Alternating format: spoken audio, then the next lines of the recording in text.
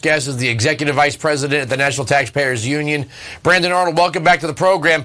We already saw that the Senate Republicans have pretty much caved in. Richard Shelby announced that there's a bipartisan, bicameral omnibus spending deal between himself, Pat Leahy, and Rosa DeLauro over in the House. So who thinks inflation is coming down? Nobody thinks inflation's coming down. Listen, when the Inflation Reduction Act passed, even Bernie Sanders went out there and said it's not going to reduce inflation, particularly not in the short term. Because guess what? In the short term, it spends money. It increases the deficit. Later on down the road, as long as Congress keeps its promise to the American taxpayer, which never happens, then we'll start to see some deficit reduction 3, 4, 5 years down the road. But in the short term, if anything, it's probably making inflation worse. It's the actions by the Fed, of course, that are starting to slow inflation. And of course, those actions also come with additional consequences for a lot of consumers and businesses.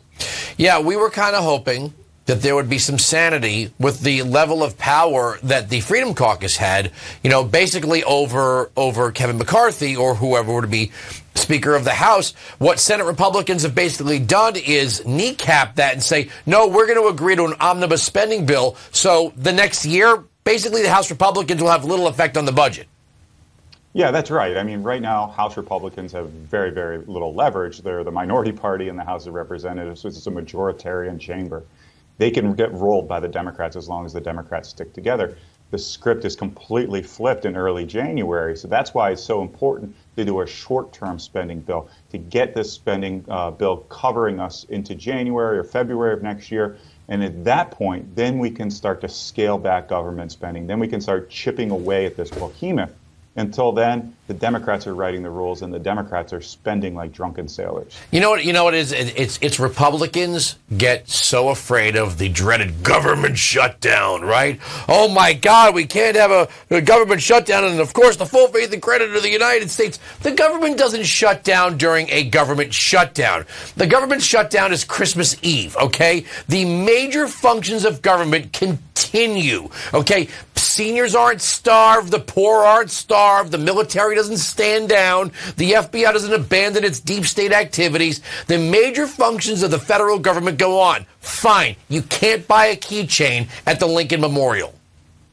Right. I mean, the shutdown strategy that we saw employed by Obama and other presidents is, you know, the Washington Monument strategy. They shut down these high-profile monuments or other things that are going to catch the public's eye. They put in the D.C. area, they put cones around every monument to signify that the Republicans were responsible for preventing you from seeing the Jefferson Memorial or so forth. So it's ridiculous.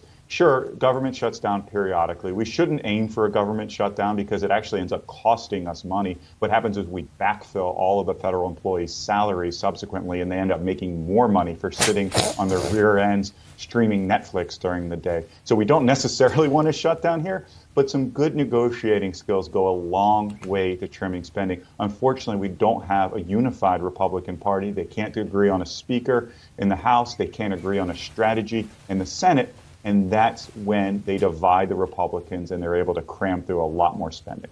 You know, this is the kind of thing that makes people miss Donald Trump. In 2018, Donald Trump submitted a budget. And look, I would prefer to go back to Congress writing budgets as per the Constitution. But Donald Trump submitted significant budget cuts in 2018. Ryan and McConnell didn't give it to him, and the spending continued. So you know what? It's almost impossible to defend Republicans with this stuff. Yet none of them voted for the Inflation Reduction Act. Great, but now we see the establishment doing the establishment thing, or as I like to call them, the Republican wing of the Democrat Party. Yeah, I mean, that's right. A couple weeks ago, the new Republican House Conference met to vote on earmarks. This is member-directed spending, if you're going to be euphemistic about it, but it's basically pork. It's wasteful government spending, and it should not be part of the federal budget. Only about 50 Republicans out of more than 200 stood up and said, no, we don't want to go back to the bad old days of earmark spending, of bridges to nowhere, of teapot museums in North Carolina. They agreed to go along with this whole earmark philosophy. And listen, I worked on Capitol Hill. I know how these work. I know when they're having a difficult time getting members of Congress to vote for bloated, enormous, big government bills. They call them up. I've received these calls and they say, hey, what can we give you? What earmarks can we cram in this bill to buy off your vote? They use taxpayer money to leverage the votes of recalcitrant members of Congress. It is a corrupt, broken system, and yet Republicans are not rejecting it. So, yeah, we got to keep it just as close an eye on Republicans in Congress as we do Democrats. Yeah, that's what's going to happen the next year when the bad goes to worse. They're going to say, well, Republicans are just as responsible. They have an opportunity here. They can fight for that continuing resolution, even if they lose. Right? Because we know that if this were a way out for the way out of a Republican majority and they were proposing something that was offensive to the incoming Democrat majority, the current Democrats, the incumbents, would be fighting it to the end. Yeah, absolutely. Unfortunately, there's just no, like I said, there's no unification in the Republicans. There's no unified strategy here. We need to get behind the notion that a continuing resolution into early next year is the winning approach. If we had a unified approach there, they need 10 Republicans. They need to pick off 10 Republicans in the United States Senate. If we had buy-in there, we could absolutely win this fight. Unfortunately, I have people like Richard Shelby, a big spending Republican from Alabama. He's retiring. He wants this to be his last hurrah. He wants to name every single monument, bridge, road, post office in the state after himself. He's gone a long way to doing that in his time in the U.S. Senate. He wants to finish off that task. And unfortunately, that's going to produce a lot more spending across the board, defense, non-defense, you name it. We're going to get more and more government spending. I don't know if you caught Chip Roy on the House floor earlier today. He said Richard Shelby, #1 recipient of requested earmarks, #1 Republican in the Senate. So it's like, thanks, buddy. You know, you're on your way out the door. Thanks a lot. If these Republicans had any principles, if they were actually trying to be Republicans, to bring the fiscal sanity, to be the budget hawks that they say they are, they would never give in when they don't have to.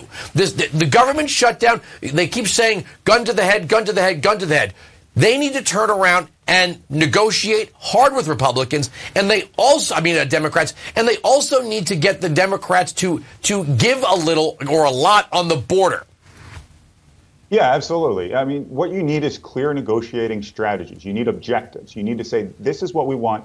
This constitutes a win for us. We will give you something. You know, you don't have full leverage here. Of course, they have Biden in the White House that can veto anything and still have a majority. But you have some leverage, and you have to flex your muscle, and you have to point at some discrete policy options. There's some tax provisions that I think are very important that are expiring. There's border security is a big thing. We need to have some sort of reasonable budget caps to put this nation on restart the right Keystone XL. I mean, I know that's Biden, but I mean, come on. Pass a piece of put these specific items on the table and say, this is what we want. You give us your list of items and we hash this out. I don't think that's taking place because there's such a high level of acrimony. I got to leave it there. I hate to do this to you. I'm out of time here. My argument is next, and I'll pick this up.